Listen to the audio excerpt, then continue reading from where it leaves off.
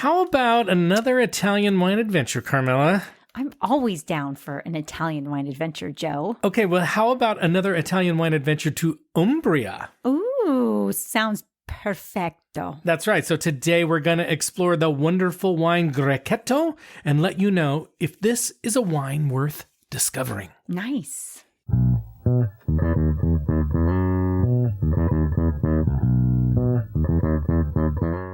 Hello, and welcome to the Wine Pair Podcast. I'm Joe, your sommelier of reasonably priced wine, and this is my wife and my wine pairing partner in crime, Carmela. Hi there. And we are the Wine Pair. Woo-hoo. If you're new to the podcast, here's what you can expect. If you love wine and want to find great wines at affordable prices, and you want to expand your wine horizons, and you want to have some fun while doing it, then you are in the right place. Because each week we explore a different wine varietal, or style, or brand, or region of the winemaking world, and we learn about what makes them worth knowing about. And then we taste 2 to 3 of those wines that are reasonably priced to let you know if they're worth your hard-earned money. So if that feels like something that resonates with you, then we are super happy you are here. Yes, we are. And we are proud to say that we are a top 100 food podcast on Apple Podcasts, and that Decanter Magazine calls us fun, irreverent, Chatty. and entertaining. Woo. So yeah, Carmela, it's time for Wow. another Italian wine adventure. Oh my goodness. And it's very appropriate because we're planning a trip to Italy this summer. We are. Are you getting us all ready? I'm getting us ready, and this time we are going to focus on a white wine varietal from the Umbria region of Italy that we have sort of touched on in the past. Okay. The grape and wine called Grechetto. Oh, okay. Now, it's Grechetto. The CH is K, Grechetto. That's right. And now, way back in our Italian wine adventure number 8, all the way back in August of 2023, we focused on a wine, Carmela, called Orvieto. I remember. Now, Orvieto, I'm bringing this up, Orvieto is a white wine named after the region in Italy called Orvieto. So it's one of those European wines that's named after the place rather than the grape. And this is appropriate because Orvieto is actually a blend. So it wouldn't be named after a grape because it's a bunch of different grapes. Right. Exactly. It'd be a really long name. You're right, Carmela. It would be a really long name. But to be called an Orvieto wine, the wine must obviously be from the Orvieto DOC. DOC again means that it's an officially designated and protected wine region in Italy, and be at least 60% a combination of Trebbiano Toscano and Grechetto. Oh. And then the remaining 40% can be made up of other white wine grapes from the Just region. This and that and this and This that. and that. Just pick your Whatever you grapes. want, you know. Pick your Throw own. it all in. That's right. But today we're going to focus on white wines from around Umbria that are made only with the Grechetto grape. So this is a different wine than Orvieto. Okay. But let's do a really quick dive into Umbria, where the wine is from, because it's not the first area that most people think about when they think about Italy or they think about Italian wine.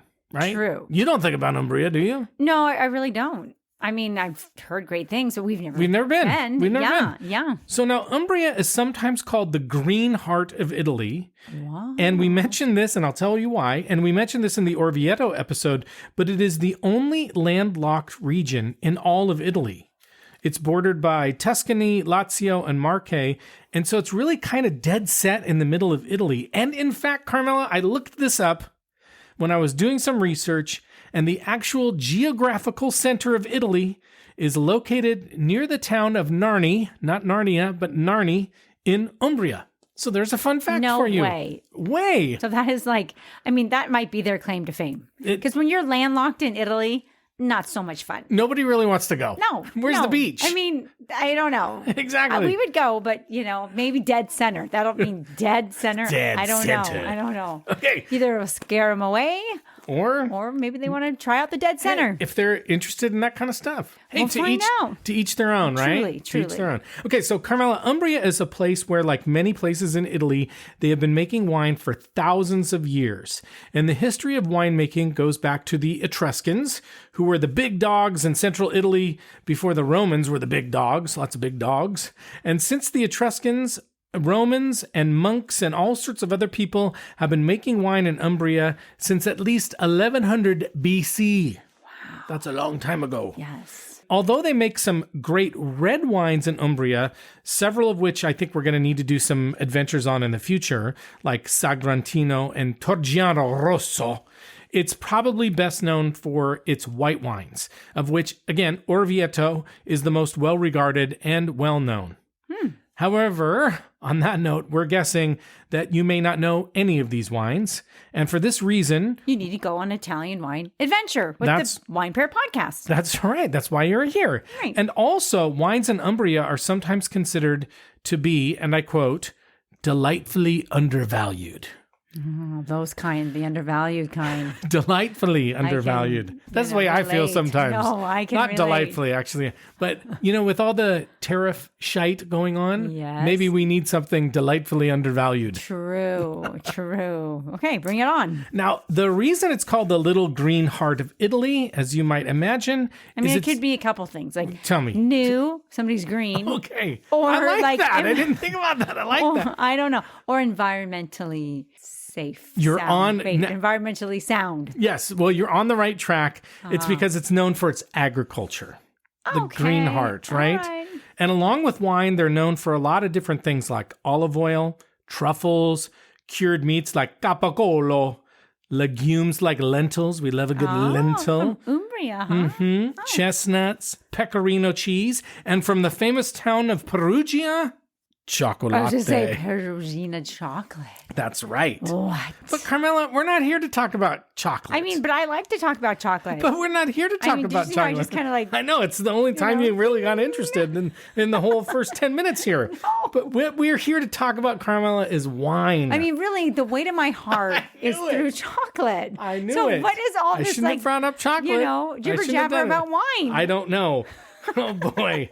I don't know why we're talking about wine. Okay, but anyway, we're here to talk about wine, and we're here to learn more about this underrated and underappreciated winemaking area of Italy. And we have a couple of Grechetto wines that we're going to taste and review today from this beautiful region of Umbria. But first, you got to do our shameless plug. You got it. So thank you for listening to us and supporting our show. And if you haven't had the chance to do so yet, now would be the perfect time to follow or subscribe to our podcast and leave us a nice rating and review to help us grow our listeners. And a huge, huge, huge thank you to all of you who have done that, who have subscribed and left us a rating and review. We love that. We love you. We love all of you, but we love you. I love you. Especially. I love you. Okay. You can also follow us on Instagram at the Wine Pair Podcast and on Blue Sky. You can contact us on our website, thewinepairpodcast.com. You can sign up for our email newsletter there, and you can also visit our shop wine section where you can find links to buy the wines that we rate as buys 7 or above in each episode.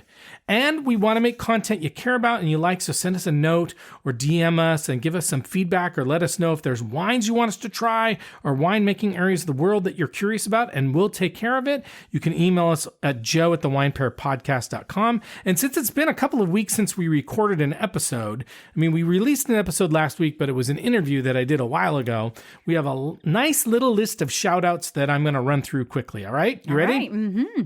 A shout out to Timmy's Vino on Instagram, who said he's a huge fan and sent us a screenshot of a post on Kirkland Premier Cru Chablis, and he said it made him think of us. That was really nice. Oh my God, we love to be on people's minds. I'd like to be on anybody's mind. Christine K sent us an email letting us know she was in Sant Sadurni di Anoia, which evidently I pronounced. My goodness. But she's there. She got there? She's there, and she's looking up cava wineries. Oh, cool. Super cool. Have fun. I know. Chris M on Instagram was asking us if we had done a skin contact episode, and we did do one about 2 years ago on orange wines, but thanks for the suggestion because I think we might need to bring it back. Okay. Tips to live by on Blue Sky, always good to us. They've asked if we've done an episode on Portuguese wine, which we have, but we need to do more, so we're going to tee up some of those in the not so distant future. Nice. Papito Espada, I love that name, on Instagram, sent us some pics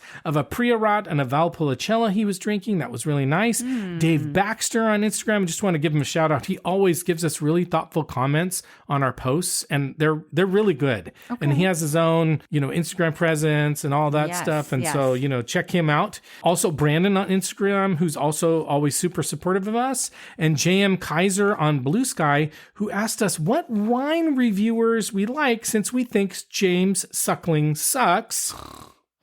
And we told them we like Wine Spectator and Vinnius, as well as Decanter and Jancis Robinson. Wow. But we love it when you reach out to us. We always respond. Please keep it coming. And if you've been wondering if you should reach out to us, Carmela, what do you think? Oh, absolutely. Are you kidding? We got to give this guy something to do. Wow. I feel like I'm busy, but anyway. Oh, you are very busy.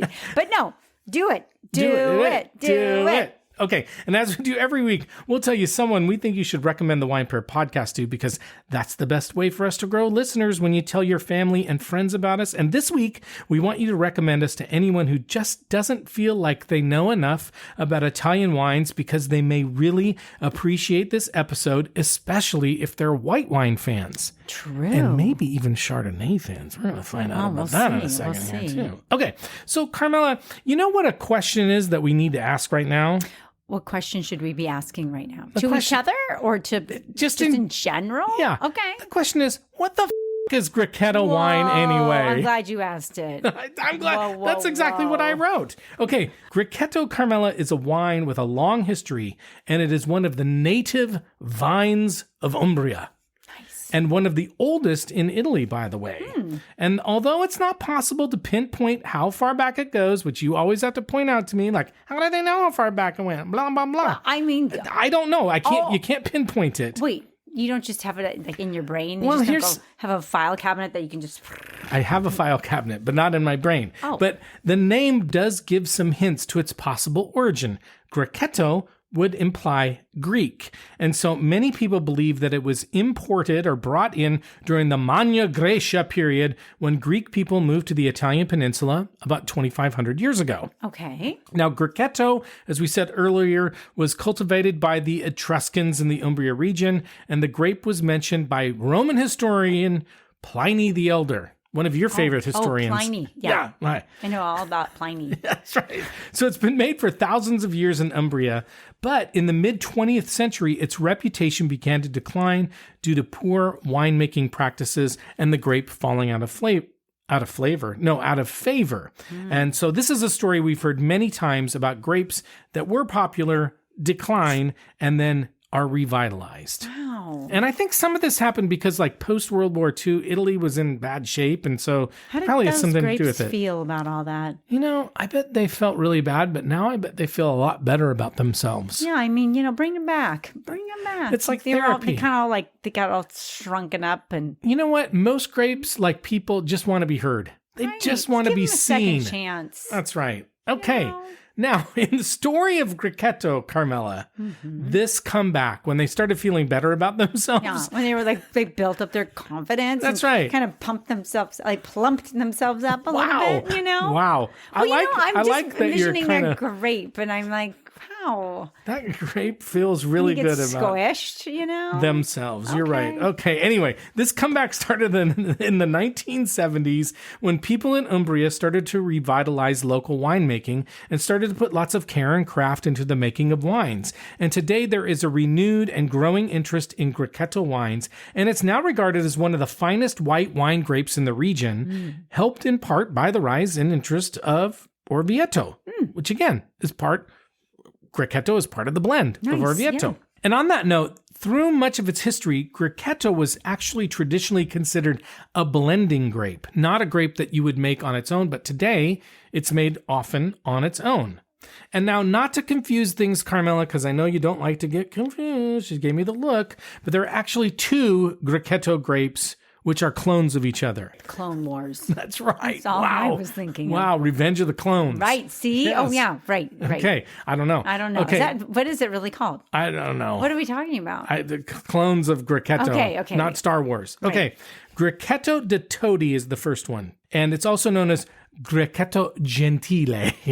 The gentle? That's right. Grechetto? That's right. And as you would guess, maybe you'd guess, it's used most widely in the Todi area. That's why it's called Grechetto di Todi. This grape is described as having a more delicate and elegant aroma, kind of like you. Grechetto di Orvieto is the other one, also known as Grechetto Bianco or Grechetto Spoletino, which is, as you guessed it, more often used in the Orvieto region because it's Grechetto di Orvieto. Oh. And this grape is known as being more rustic and a bit more tannic. Kind of like me. Okay, so historically, these were often not distinguished in labeling, and even the DOC regulation does not require that they say which one it is, and that can make things confusing. However, Grechetto di Todi is considered by some to be more accurately referred to as Pignoletto. I don't know why I brought that up. It just came up. You know, you talked about like confusing me. I'm that totally confused now. Okay, Good job. And just so you know, I'm easily confused. Here's a little bit of extra like fun facts. Okay. Todi and Orvieto are like 35 kilometers from each other. What does Todi mean? It's probably a dude. I don't know. I just think it's a weird name. Chocolate, Todi, I don't know. And also, both of the wines that we're tasting today are Grechetto di Todi. So we won't be able to tell if one clone is better than the other. I'm totally distracted. I know, you're just Todi. Todi. Okay, a couple other fun facts. You ready for a few more fun facts? Yes. Just a couple more. Okay, first is Grechetto is known for thick skin, kind of like you, Carmela, which provides good resistance to mildew and allows the grape to be harvested later and therefore have higher sugar levels. Okay, so thick like skin you, isn't sugar so bad. and full of sugar. Full of sugar. Full of sugar. That's right. And sweet as they get. That's right. That's also makes it good for dessert wines, and sometimes it's made into a vin santo, which means the saint, the wine saint, the wine of saints, which is also like you. Okay, it's also usually made into thick-skinned, full of sweetness. That's right. And a saint. See? That is Carmela, actually. Right. That's kind of it. Okay. But most of the time, it's made into a dry white wine and is sometimes described as having peach, apple, flower, and citrus flower flavors, and sometimes tropical fruit. And while it's usually unoaked, some producers are experimenting with oak aging. We see this a lot. And sometimes also combining it with malolactic fermentation, which can give the wine a richer, more buttery quality, similar to some Chardonnays. And I bring this up, and I kind of alluded to this earlier, but one of the wines that we're tasting today is oaked. So we're going to see how different the taste is. Fun. But I think that's enough background information. So why don't we learn a little bit more about the wines that we're drinking for this episode? What do you say? I'm ready. Well, let's do that. So as usual, the wines we've chosen for this episode are under $25. Okay. And at least one of them should be relatively easy to find because I bought it on wine.com. And the other one we found at the local wine shop that we really like here in Seattle called Esquin. Nice. Now, Grechetto may not be the easiest wine to find, but if you go to a wine shop with a good wine selection, particularly a good Italian wine section, you'll find it. And as always, just go to your local wine store and ask the person running the store if they can get it for you. And I'm sure they would be more than happy to order you up some Grechetto. Just say Grechetto di Todi. No, I just wanted to see if I could get a little rise out of you on that one. You wanted to see if I was listening. That's right. You knew I would perk up when you said Todi. Todi. Okay, so the first wine we're going to drink tonight is the 2022 Sant Angelus Sophia Grechetto di Todi. And right off the bat, this is going to be an interesting wine experience because, as I said, the wine is oaked and it's also pretty high in alcohol at 14%. Wow. Yeah. You're going to feel Todi crazy after that. The wine is made from 100% Grechetto. It's fermented in stainless steel, but finished in new French oak for 45 days. So not a long time, 45 days. And the grapes grow in loamy soil. That means it's a mixture of sand and silt and clay particles, along with organic matter. Just wanted to throw that in there. Okay. And then the wineries use the double arch Guyot vine training method for their Grechetto. Wow, I've never heard that before. And well, it sounds nerdy, and I'm going to explain what the of course you are. Double arch Guyot method is. I can't wait. It's a way to train grapevines to grow in certain shapes so the grapes can grow better. It gives them more air and light and everything. So imagine, Carmela, a grapevine like a long plant with arms. Wow. Okay? In double arch Guyot, the grower picks two arms from the vine, just the two arms that they like best, and bends them into a rainbow shape, one going left and one going right. And the two arms are tied down with wires, and new shoots grow up from them in the spring. And the rainbow shape helps the grapevine grow evenly and make sure the grapes get enough sun and air. That way, they taste better. Amazing. How about that? I mean, how did they discover that? I don't know. Somebody was like, I'm going to try it this way. And somebody said, I'm going to try it that way. turn these arms here. Well, wait. It gets better. Okay. All right.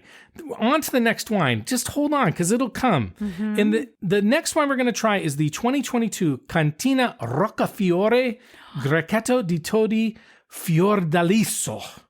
That's a lot to say. So much. And this wine is going to be really different than the first one. The grapes are 100% hand-picked and then fermented with wild yeast in temperature-controlled stainless steel tanks and then aged for 6 months on the lees in stainless steel, so no oak.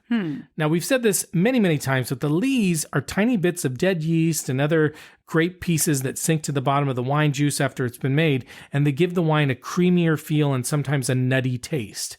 And then the wine is bottled and allowed to age for 3 more months before it's released. Not only is this wine not oaked, Carmela, but it's also lower in alcohol. It's only 12.5% alcohol. So there you go. Okay. And it only goes through a single Guyot training system. Wait, what? I know, not a double arch, a single Guyot. You want to know what a single Guyot is? Yeah, I do. Okay, in a single Guyot, the farmer picks one long branch, just one arm. They don't choose two, just one arm. It's totally like asymmetrical. That's right. And they tie it sideways along a wire, kind of like stretching one arm out, right? And they tie it to a wire. This branch will grow new shoots and grapes, and it keeps the vines tidy and controls how many grapes grow on the vine. Weird. Stuff you never knew. Nope. Guyot. Are we better people for that? I am. It's and it's spelled, in case you're curious, it's Guy, G-O-T. Just say Guyot. Okay. And now the next T is silent. Okay, so the next time you're at a restaurant. It's not Guyot. No, it looks like Guyot. If you're American, You might it looks say like Guyot. Now, the next time you're at a restaurant and the sommelier comes around, I want you to ask, do these wines use the Guyot training method? And he'll say, well, I'm not sure. Guyot? Yeah. And then you say, do you know if it's single or double? And then you'll know if the sommelier knows her or his. Oh, my. Uh-huh. All right. Wow, just getting somebody in trouble, why don't you? That's right. Show your stuff. Wow. Impress your friends. Fancy. Okay, that's enough fun facts. We need to get to drinking. We're going to take a quick break. We'll be right back. And if you have these wines, a Grechetto or a white wine or any damn wine in the world, and you want to drink along with us, just do it. You get participation points. Send us a note. We'll send you some stickers. We'll be right back. Okay, we are back and we are ready to try our first wine. And I'll say, just right off the bat, the bottle looks like a Chardonnay bottle. It's pretty. I like the label. It is pretty. Kind of pretty. Little eyeball on it. Okay, it's called the Sant Angelus Sophia Grechetto di Todi. It's from Umbria, Italy. It's a 2023. It was $19.99 at Esquin. 14% alcohol, remember. 100% Grechetto, and I couldn't find any ratings for it at all, not even on Vivino. But Carmela, before we taste it, what are you thinking about the color? Super dark, almost like a beer. Mm-hmm. It is kind of beer. You said apple juice too. Yeah, apple juice, originally like a Martinelli's apple juice in the can. Mm-hmm. And I said it looks like somebody who didn't drink enough water before they went pee-pee. Boy. Let's just say this is a problem. You could actually have a kidney issue. Don't let it get this way. This. Ooh, you know what? That's not okay. Okay. Now I don't want to do this. Now let's smell it. Smells like asparagus. Just kidding. That's no, it a actually joke. doesn't. It's a pee joke. It doesn't. Do you think it does? No, it doesn't. I was making a pee joke. What do you smell? I smelled apple. Mm-hmm. I think there's a little bit of maybe pear on it. Pear, pineapple. Pineapple too, yeah. It's got some honey or vanilla on it. It's very it's sweet. It's got a lot of sweet smells. Maybe it's like it's not like if tropical fruit is pineapple on it, I think. I think I can get that too, for sure.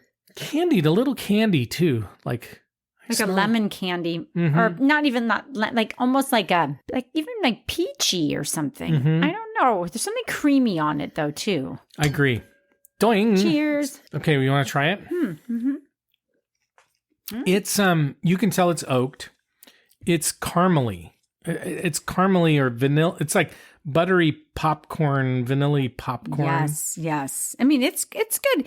It is definitely oaky. Yeah. It's big. Yeah. I mean, it's like a whole meal. Yeah, if you like an oaky Chardonnay, Might like this. I think you're really going to like this wine. This is a wine I would totally reserve for Chardonnay, somebody who really likes Right. an oaky Chardonnay. Too bad we just had her over. I know, we should have served this. Well, She would have loved it. I think so. Mm-hmm. But I am getting fruit flavors of like pineapple, maybe a little peach. What else are you getting?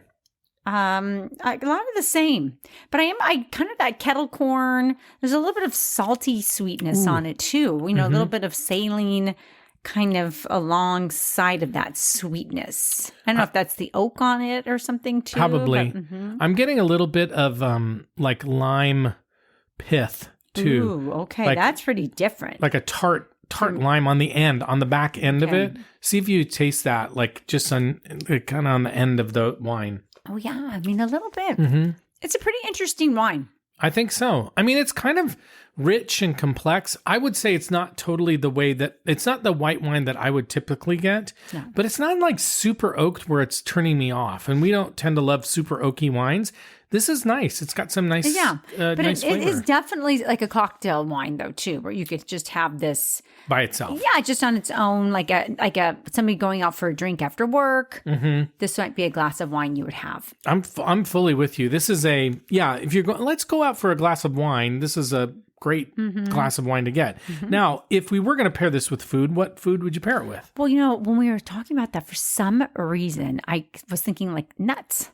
Okay. I don't know. And like, actually, I feel it kind of does have a little bit of a nutty taste to it. a little bit of almond kind of on Yeah. it. So I feel like you could just graze on nuts or pretzels or like kind A of little more snacky. charcuterie. You're thinking like something beginning. Yeah. apps, but I think that you could just get away with something like finger food. You know, I'm even thinking like candied nuts. Like slightly candied or like Sure. sweet and salty nuts would be really good with it. Mm-hmm. I'm thinking a lot about nuts. Poppycock. Now you bring in the poppycock. You know poppycock? First we're talking about nuts, and now you're talking about do you poppycock. remember poppycock? I loved a good poppycock. A little tub of poppycock. Oh. My parents would get it from Costco. That would be really good with this. Yes. You're not even going down the path of the dirty joke. I No, like it. I'm just- You're being I'm serious. not encouraging. You are being serious about poppycock. I've learned to not encourage. Some people called it fiddle faddle. Do you remember fiddle faddle? Yeah, but really? So I just made that. No, there was poppycock and fiddle faddle, and I think they had battles. You know, fiddle faddle Seriously? battle. Wow, fiddle faddle battle with a paddle Yeah, nice. in your saddle. Wow, it's getting dirtier and dirtier. Okay, anyway, with chaps without butt cheeks on them. No, that Okay. doesn't rhyme with chaps. You can't just have the same fiddle faddle paddle right. with. Okay, You're right. Battle with a paddle. Anything else you Chaps. might eat with this other than fiddle faddle or poppycock? What kind? Like, I'm just trying to think too. I do think this would be great with just like fried food too. Sure. Like, you know, it's gonna hold up to a lot. Yeah, So I could see like fish and chips with this. okay. I could see it. You could see it. What I about think this you? would be good. Like seafood dinner, it'd be a great seafood dinner wine. But I'm with you. I think it's almost a little bit more of a cocktailing wine than it is even a food wine. Mm-hmm. Okay, well, let's rate this wine. As a reminder on our rating scale, we rate on a scale of 1 to 10. We don't give half points. 7 and above means that we would buy it, and 4 or below means that we're likely to pour it down the sink. And a 5 or a 6 means we're going to drink it, we'll finish it, we'll enjoy it, but we're probably not going to buy it. No, we're definitely not going to buy it. And remember, we don't give half points, but sometimes when we put our scores together, it'll be a half. Because, that's the way math works. Anyway, Carmela. Fractions. What rating are you going to give this wine? Well, I would never choose to drink this wine, but I'm going to give it a 7 because I think I would buy it for, just to say, like Chardonnay, or I think it'd be fun to give to somebody who likes this kind of wine. Yeah, I think you and I are in the exact same boat, which is, Wow. I wouldn't buy it, and it's a nice boat. Good. I would not buy it for ourselves. Like I wouldn't, but it's a nice wine. Yeah. And it's a nice, actually it's a good like dinner party wine. It's a good party wine. Like it's a good wine to have. And so I would feel totally comfortable serving this to a lot of wouldn't feel different. forced or No, anything? no. Oh, it's good. But it's a nice wine. And so that's why I'm giving it a 7. It's a quality wine, even if it's not really the kind of wine that we usually drink. And I like the bottle in general. pretty. Like it'd be a nice bottle to bring to somebody too. For sure. And a little bit of a conversation starter too. Right. Okay, well, we're going to take a break and we're going to try our second wine. Okay. Okay, we're back and we're ready to try our second wine. And I'll just start again. The wine bottle is totally different. We'll get to the color in a second, but the shape of the wine bottle, it's a screw cap, but the shape of the wine bottle of the first one was very much Chardonnay. This is not. This is like a Pinot Grigio bottle. This is the Cantina Roccafiore Grechetto di Todi Fiordaliso. It's from Umbria, Italy. It's a 2022. It was also $19.99. We got it at wine.com, 12.5% alcohol, so quite a bit less. 100% Grechetto, no professional ratings, but Vivino did have a 3.9. But Carmela, what about the color? First of all, it's a cute little label. I like both of the labels. They're just kind of fun. Oh my gosh. Couldn't be more different. Absolutely different. I mean, look at this. Bizarre. Yeah, well, they can't see it. I know. I'm showing you though. Oh yeah, one, again, looks like apple juice, and this one looks like wine. But it's very light. It's straw colored. It's a very pretty color. Let's smell it. Okay. Much fruitier, flowerier, almost smelling a little apricot, maybe too. What kind of flowers, honey? Just like a spring flower, maybe because it's spring, I'm thinking that. Okay. Yeah, I'm getting apricot, but I'm also getting apple and lemon. I'm kind of getting a little bit of dried fruit on it, though. Okay, I like that. Even like dried banana for some reason. Oh, okay. I wasn't getting banana, but I think dried apricot I can get. It is also a little candied. Like the wine does come across as a little bit sweet. Yeah, just a touch. Kind of a nice little balance, though. Yeah, I don't know. Well, let's try it. Let's taste it and see what we think. We might get some of those other smells. Because there's some smell in there that I'm not quite able to pull out. Yeah. Let's try it. Okay. Ooh.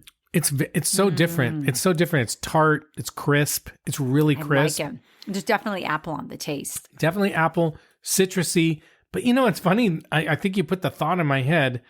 Maybe there is a little banana on it. I don't know why that came out for me. Almost like a Laffy Taffy. Ooh. A banana Laffy Taffy. I like that. Which was our candy. Youngest. Yes. Our youngest, that was his favorite Laffy Taffy. And people were like, what? Carmela, that is actually a great call. You know what? It's also, you know what it's reminding me of? What? Now and laters. You know, like a lemon now and later? Yes. Where they're not super tart. Did they have lemon? Or the yellow one. I don't know. That was yellow banana. Okay, so maybe that was it. Okay. But you know the now and laters? Yes. And you start chewing on it, they'd be super hard, and then, you know, later on it gets soft. But it's candy. It tastes like candy to me. It's nice. It's really nice. This is a little bit more up our alley. Our style, a little more our style. I agree. But I will say it is on the sweeter end. It's a dry wine. It's not a sweet wine, but it's on the sweeter end. No, I like it. I do too. What would you eat with this guy? This is very much like seafood wine. It's pretty sweet though, so I think it'd be good with fried foods. I don't know that it would be. I mean, it's nice. I was thinking like my go-to is always like spaghetti con vongole. I was actually just thinking of that. I thought that would be delicious. You think so? I do. Yeah. You know what I'm actually thinking would be really good with this? My mom used to make this spaghetti and breadcrumbs. Ooh, like the lemony breadcrumbs? Just breadcrumbs. Remember my mom used to make that? We haven't made that in forever. She would make beans and breadcrumbs too. Yeah, but I mean, spaghetti and breadcrumbs is a great combo. It's a lot of carbs. Right. Okay. Right. Like if you want to get your carb. If you're on a low carb diet, if you're going to run a marathon. For you. No. But if you're going to run a marathon and you need a carbo load. Right. This is a good dish. Just like grind up a loaf of bread and put it in with your pasta, a little parsley on olive oil and pepper and little parmigiano. Oh, that's good shit right Either there. that or you need like an afternoon nap. Yeah, I'm telling you, I do remember that dish. My mom, and you kind of fry it up in the pan. The breadcrumbs. You kind of fry them up a little bit. God, that was good. That would go so well with this. I haven't thought about that in years. That's funny. I don't remember making that. Oh, I wish I had it. That is cucina povere. That is the food of the poor. Like if you didn't have money, you had old stale breadcrumbs. You're stretching everything. Yeah, and spaghetti, like you're good. Anything else you'd eat? I like all those ideas, but I do think like you could even do some sort of like bruschetta, but like with a tapenade that would be good. Something like that. Because again, back with the bready, I think it would be really nice with pesto. I think it'd be good with pesto. Would be really good. Yeah. Oh my god, a creamy pesto. Little garlic bread and this. Garlic bread. It's we're seeing a lot of pane. I guess so. Bread. Are we feeling like something bready, like a calzone tonight? I think so. Well, what rating would you give this one? I like this one. I'm definitely giving it a 7. I'm kind of verging on an 8. Well, what you gonna do, sister? Oh boy, She's not my sister, by the way. That would be weird. Really weird. Yeah, the kids would be like, "What? Creepy." I would say I'm going to give it an 8. Nice. I'm giving it a 7. Okay. I like it. I would buy it. It's a little on the sweet end for me, but I like it. I'm enjoying it. I will drink it. Perfect. And then which of these are you finishing tonight? I think the Roccafiore. All right. Was it Rocca or Rocco? Rocca. Oh, Roccafiore. So let's talk about the taste profiles expected from Grechetto. In general, the aromas are white flowers, peach, apricot, lemon, almond, herbs. We got a lot of those. Wow. And then the flavors are pear, apple, peach, citrus zest, blanched almond. So we were getting a lot of those. The Sant Angelus, Sophia Grechetto di Todi, the winery says it has a beautiful floral nose with peach and pear notes and minerality, creating a crisp, refreshing wine with enough acidity that it tastes great with food or can stand alone. I agree with that. Somsation said this wine has an intense straw color. I wouldn't even say straw. I mean, it was dark, but intense. Oh, man. And golden reflections. It was gold. It was gold. Gold is yeah. a good color for that. With notes of flowers and ripe fruit. Refreshing, balanced, and delicate with a typical hint of stone fruit on the finish, characteristic of the varietal. With the initial aging in French oak, one can better taste the minerality and natural flavor typical of clayey soils. Minerality? I don't think so. On the first one? You didn't get very much of that. Okay, the Cantina Roccafiore, the winery says aromas are bouquets of white flowers, pleasant pink grapefruit, I think that's good, and green apple notes. The taste is dry, fresh, and salty, adequately vibrant. Its taste lingers and mineral. That's a bad translation. I couldn't even spit it out. Wait, I tried about. what are you trying to say? I don't know. I tried about 15 times to actually say that. Right. I just was watching you like I don't because it's a struggle over bad there. translation, or I copy and pasted it wrong. Oh. It could be either or. Again, you got the script. I know. All you got to do is read from your own script. Hey, honey. man, that's. I know. That's okay, fine. you Look, can blame me. No. So, Carmela, what's your verdict on Grechetto? I think it's great. I think it's great too. Yeah, this We're gonna was go visit. super fun. Should we go? I think we should. I mean, let's, pack our bags. No, it's a good wine. And I like that there were different styles. So different. Yeah, Makes and it interesting. It made it really interesting. So even though we only got the Todi, we didn't try the other one. They were different enough that they really are different experiences. So if you like somebody like Chardonnay, to give them the Sophia. If they like more of a Pinot Gris, kind of a softer wine, give them this one. But it's kind of funny that they are so different. It totally is. You can see what difference oak, etc. will make. Yeah, you really have to read. You have to kind of know what you're getting into when you buy one of these bottles. That's right. That's okay. so right. Carmela, it's time for us to go, but before we do, we want to thank you very much for listening to us. And if you haven't had a chance to do so yet, now would be the perfect time to follow or subscribe to our podcast, and also a fantastic time to leave us a nice rating and review on our website or Apple Podcasts or other podcast app. And it's an awesome and free way to support us and help us grow our listeners. We'd love to hear from you. We'd love to hear about a wine you'd like us to taste and review. You can leave a message for us on our website, thewinepairpodcast.com. You can join our email newsletter there. And if you missed our newsletter, you can always email me at joe@thewinepairpodcast.com, and I will send it to you. And he will. And I will. Give us feedback. Tell us some wines you want us to try. But anyway, we are just super happy that you join us, and we can't wait to see you again, even though we don't see you. And as we like to say, life is short, so stop drinking shitty wine. Bye-bye. Bye. How much you love me, and the happy ending at the end of our story. Always think too much, always drink too much, always pray too much, always play too much. And when I'm with you too much, I fall in love too much. And when I'm away too much,